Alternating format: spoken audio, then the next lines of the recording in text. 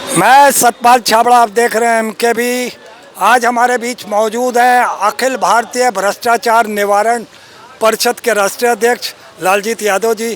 कल जैसा कि आपको पता है कि उत्तर प्रदेश का बजट आया, 9.12 लाख करोड़ का बजट ये जो है, आप इसे कैसे देखते हैं? चलिए हम अब बात करेंगे लालजीत यादव जी से कि जो 2026 का ये जो अंतिम बजट है इस बार का, उसे कैसे देखते? आपका नाम?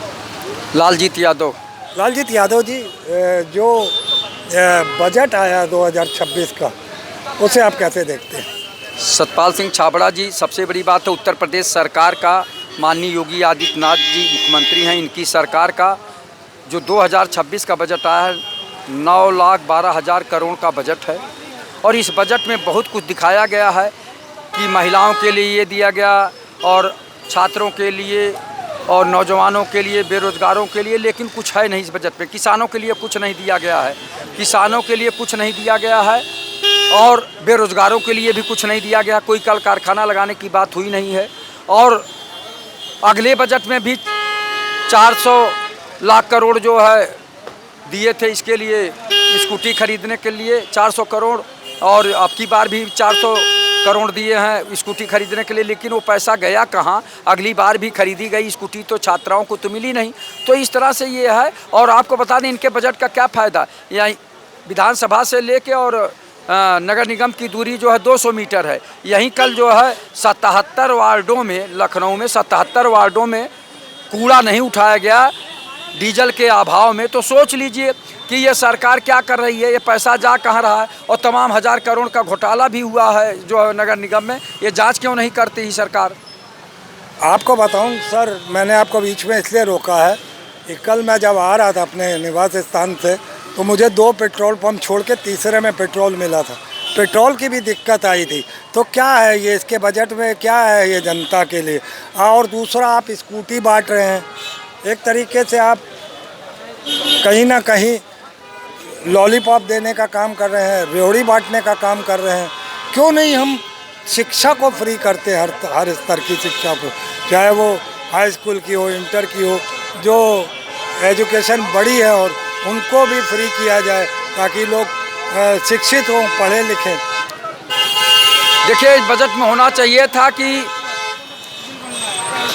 कक्षा 1 से लेके जो है पोस्ट ग्रेजुएट तक, यानी एमए तक की पढ़ाई जो है फीस मुक्त कर देना चाहिए था। लेकिन ये सरकार वो करने वाली नहीं। प्राइवेट इंटर कॉलेजों में, प्राइवेट डिग्री कॉलेजों में फीस बहुत ज़्यादा लग रही, बच्चे पढ़ नहीं रहे हैं। और सरकारी कोई इस तरह की संस्था ये लोग खोल नहीं रहे हैं कि सरकारी में बच्चे पढ़ें। तो गरीब के बच्चे तो पढ़ भी नहीं पा रहे हैं, ये हालात है। और दूसरी बात, जो सरकार एक आती है तो किसानों का आय दुगुनी तो कर नहीं रही है, गरीबों को कुछ मिल नहीं रहा है। यहाँ तक कि आपको बता दें कि ये गरीबी उन्मूलन के लिए जो है 50 जो है करोड़ का योजना लाए। 50 करोड़ में क्या हो जाएगा भैया, कितनी गरीबी दूर होगी? तो इसके लिए तो कम से कम 1000 करोड़ रुपया होना चाहिए था कि कुछ लोगों का भला होता। ये 50 करोड़ से जो है गरीबी उन्मूलन की बात कर रहे हैं। तो इस तरह से ये देख लीजिए, ये है 50 करोड़ से ये गरीबी हटा रहे हैं, गरीबी उन्मूलन कर रहे हैं। तो ये भारतीय जनता पार्टी का एक, समझिए कि मुंगेरी लाल के हसीन सपने दिखाने वाली बात है।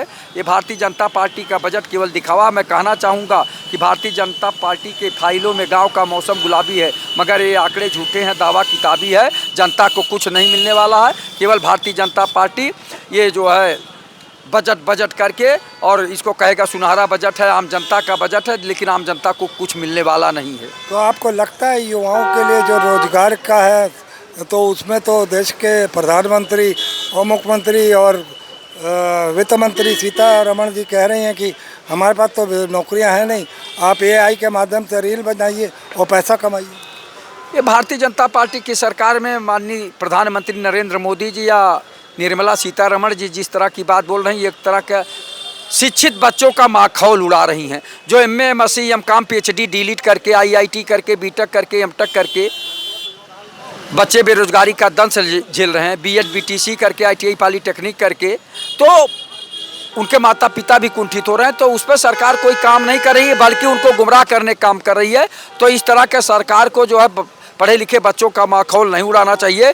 इनको जो है कल कारखाना खोलना चाहिए, विश्व लेवल का विश्वविद्यालय खोलना चाहिए, विश्व लेवल का मेडिकल कॉलेज खोलना चाहिए और पढ़े लिखे बच्चों को रोजगार देना चाहिए।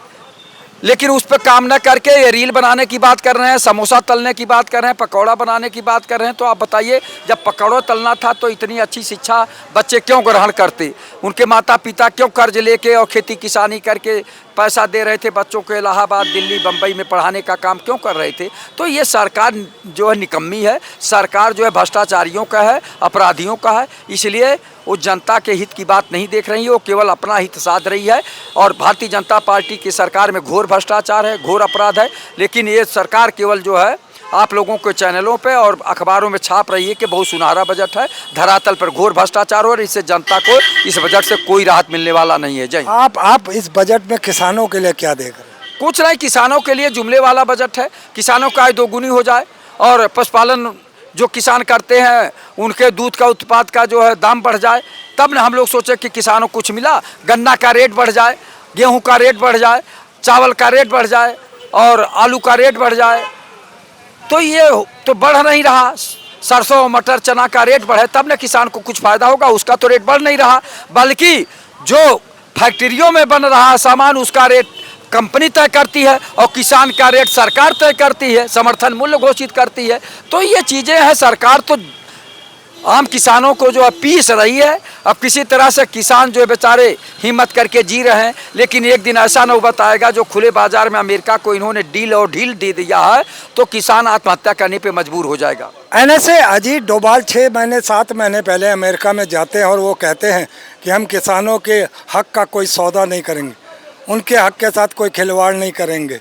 जहाँ तक की बात है डेयरी उत्पाद की या एग्रीकल्चर की, तो कहीं ना कहीं सरकार झुकती हुई नज़र आ रही है। वो जब जो सब चीज़ें जो किसान को नुकसान पहुंचा रही थी वो सब अब उनकी शर्तों पर माना जा रहा है। रसिया से भी तेल नहीं खरीदने की उसने वार्निंग की है, नहीं तो हम फिर से जीएसटी बढ़ा देंगे। आप इसे कैसे देखें? देखिए, अजीत डोभाल क्या करेंगे? देश के प्रधानमंत्री, देश के वाणिज्य मंत्री, देश के विदेश मंत्री, इनकी जिम्मेदारी होती है कि वो नीति तय करते हैं। और दूसरी बात, जिस तरह के बता रहे हैं, 500 अरब डॉलर का जो है अमेरिका का सामान भारत को खरीदना होगा शर्त के अनुसार। और दूसरी बात, उसने एक और शर्त लगा दिया है कि रूस से तेल भारत नहीं खरीदेगा, अमेरिका से खरीदेगा। अमेरिका जहां से कहेगा वहां से खरीदेगा भारत। तो और उसकी जो है निगरानी भी रहेगी कि कहीं से भारत जो है अन्य जगहों से तेल न खरीद पाए। तो सोच लीजिए कि भारत की नीति जो है अमेरिका के राष्ट्रपति चलाएंगे, भारत के प्रधानमंत्री किस लिए हैं? इसके मतलब कि अब भारत जो है अमेरिका के हाथों की कठपुतली बन गया है। तो देश के प्रधानमंत्री जी का 56 इंच का सीना कहाँ गया? विश्व में डंका बज रहा था, कहाँ गया? विश्व गुरु कैसे देश के प्रधानमंत्री बनाएंगे जो है अमेरिका के इशारे पे चल रहे हैं, अमेरिका के इशारे पे नाच रहे हैं? तो इस तरह से देश की हालत बहुत ख़राब होती जा रही। भारतीय जनता पार्टी की सरकार में किसानों, नौजवानों और बेरोजगारों की हालत बहुत ख़राब हो गई है। तो ये थे हमारे साथ लालजीत यादव जी, जिनसे मैं बजट पर चर्चा कर रहा था। काफ़ी जानकार हैं, अपने पार्टी के राष्ट्रीय अध्यक्ष होने के नाते ये समाज से भी जुड़े हैं, सामाजिक कार्यकर्ता भी हैं। अपना जो है एक प्लेटफॉर्म है अखिल भारतीय भ्रष्टाचार निवारण परिषद, उसके ये राष्ट्रीय अध्यक्ष भी हैं। तो जैसा कि आपने देखा कि लालजीत यादव जी ने बजट के बारे में अपना व्यक्त दिया, अपना बयान दिया। आपको कैसा लगा? लाइक कीजिए, शेयर कीजिए, सब्सक्राइब कीजिए। नमस्कार।